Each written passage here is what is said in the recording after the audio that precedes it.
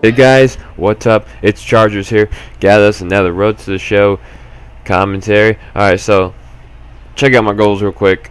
I've gotten 2 out of 3 done. We have 1 day until they're finished, so let's get right into this game. First batter I face, full count, and I get him to pop out to the right fielder. So, good start. So, we are getting towards the end of the season here. We are in the month of, I think, August. I'm not sure. I'll have to recheck. Let me check right now, actually. Yeah, we are in August. So, we have this month and a little bit of next month for the AAA season. I'm sorry. Once that's over, I probably won't get called up because the 40-man roster is usually full. So, here is where I have to make the best of what I got. I have to be a star right now in order to get called up before the AAA season's over. Now, even if I am performing at the top level, I still might not get called up just because my team just doesn't have spots available and they think their pitching staff in the major leagues is already good enough. So I'm with the White Sox. They have some good starting pitchers like Peavy. They also have Humber, who's all right, and they are a decent starting team. Their bullpen ain't that great, but yeah, they also got Chris Sale for the starting rotation. They have Ryan Madison as a closer. He's pretty good.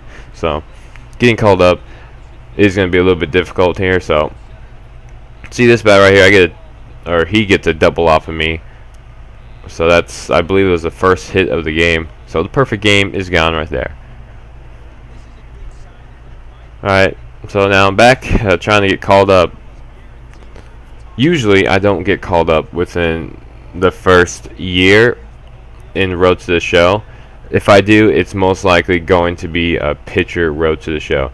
Now, if you're playing, say, a first baseman or center fielder like I have before, I usually do not get called up within the first year, just because there's so many other players trying to get to the pros. So even if I am the best player, which I usually am, I still won't get called up. Now, in case you're wondering, I am using All-Star difficulty. So far it seems to be too easy, honestly. I might have to bump it up to Hall of Fame, which I think is the next difficulty after Hall of Fame is Legend. So I could bump it up depending on how the difficulty level seems in the major leagues if I get called up this year. So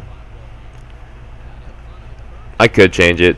Right now it's okay for AAA. I'm probably going to keep it at All-Star, considering it is just AAA. These aren't the best players there are, so maybe it'll be a bit more difficult in the pro. And you see I walked this guy right here. That's my first walk of the game. I think it's my only walk of the game. This entire game I had trouble with the 3-2 count. I actually think it was a walk on 4 straight pitches. Yeah, it was. You could see the show track right there. Walked him on 4 straight pitches. That last one might have been a strike, but they're not giving me that, so just have to deal with it. Next batter up. With 1 out and 1-2 count. We still have a scoreless game here. I strike him out the fastball alone in. Now, personally, when the catcher tells me to throw a pitch in a certain area, I generally do that. I don't like to try to go off track and just throw something that is completely different unless I feel I can get a strikeout out of that pitch. So otherwise, I'll just go with what the catcher wants. So like with the right-handed batter, I like to throw the changeup low and outside and try to get the strike through. That works every now and then. With this guy, I get the fastball high and the strike him out. The catcher wasn't actually calling for that position, but I wanted to try it anyways, so I did get it. So after 3 innings, I've only given up 1 hit. My offensive side have only gotten 3 hits, so it's a pretty close game so far. The next batter in the bottom of the inning hits a hard line drive to the left side. Next guy gets a base hit off of me. So there goes the second hit of the game. We still got a tie ball game here. I'm just trying to make sure I keep my team in the game.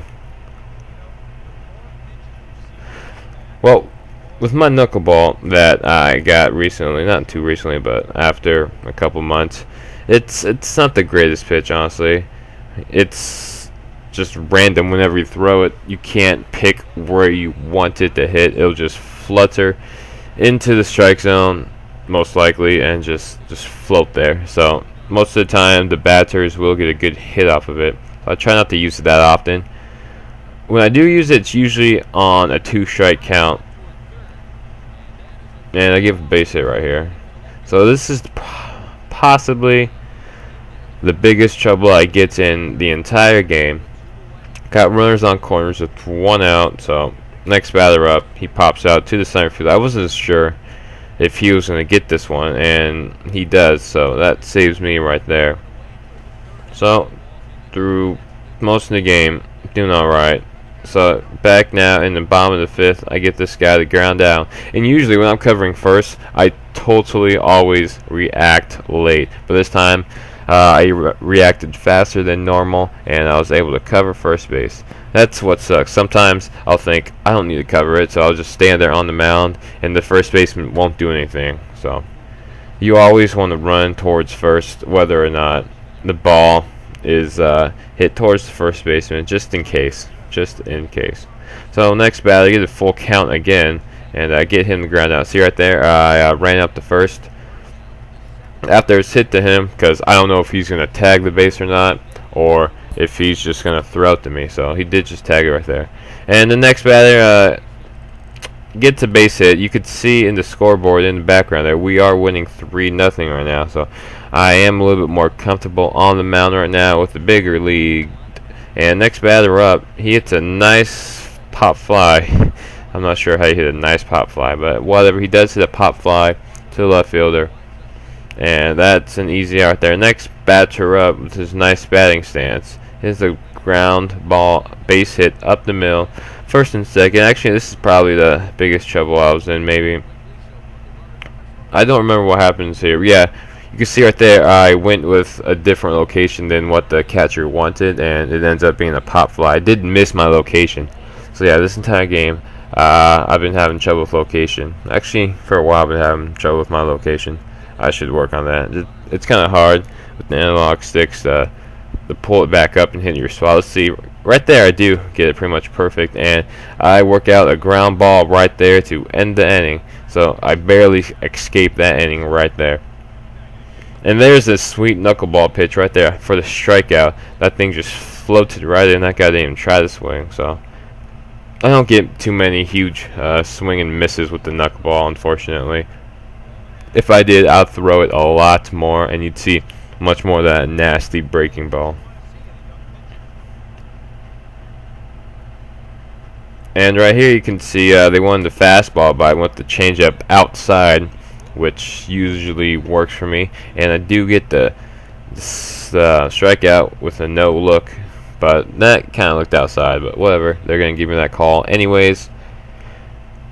Next batter, he pops it up to the left fielder. He's getting a lot of work out there today, and I know the inning's over, so I'm going to go ahead and run over to first base, not first base, but the first base side to the dugout. But here we are in bottom of the 8th. My guy is already really tired. He has just about no energy and no confidence, and right there, the center fielder makes a great catch, the dive. So hats off to him, keeping me in this game. Who knows, I could have been pulled out after a big hit like that.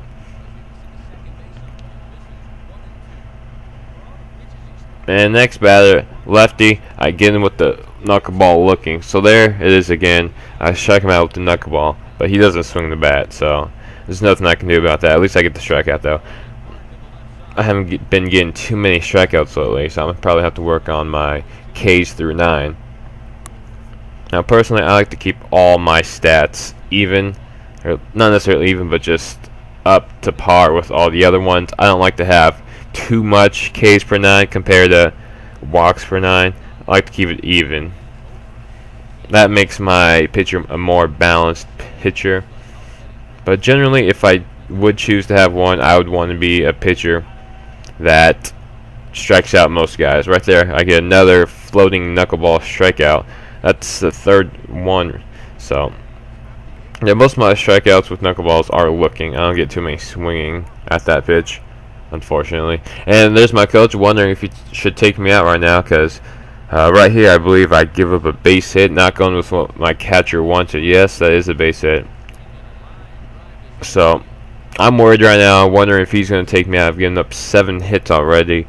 But fortunately for me, next guy up. Hold up.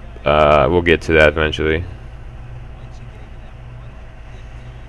This is my coach worrying again. Alright, next guy up. Here we go. Zach. He will ground out for an ending game double play. There we go. That ends the game right there. And we get the win. I get the complete game shutout right here. See, he's happy right there. So let's check out my stats for this game. And 9 innings, 7 hits, no runs, 6 Ks. That's not what I'd like, but it's alright. So let's go ahead and get out of here and check my advancement goal. Hopefully I did get called up after this game. Auto saving right there. Of course, I always want to save after a game, in case I forget. Duh. Alright, so let's fast forward. And my goals are over, and I completed all my goals.